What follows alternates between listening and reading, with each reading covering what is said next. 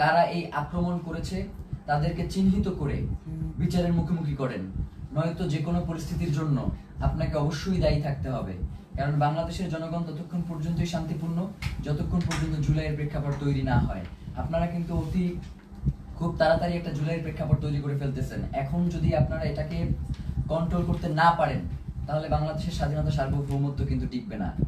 এবং আপনাকেও, প্রধান উপদেষ্টা আপনি আছেন, আপনি আমেরিকাতে চলে যাবেন সেটা হবে না, আমাদের কাছে জবাবদিহি করে এরপরে আপনাকে আমেরিকা যেতে হবে যে কেন জুলাই জনতার উপরে, শহীদ ওসমান হাদির ভাই বোনদের উপরে এভাবে ন্যাক্কারজনক হামলার মতো ঘটনা ঘটানো হলো।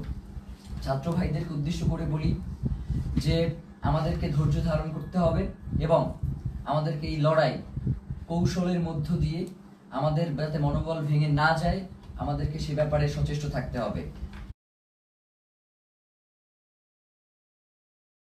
এই সময়টা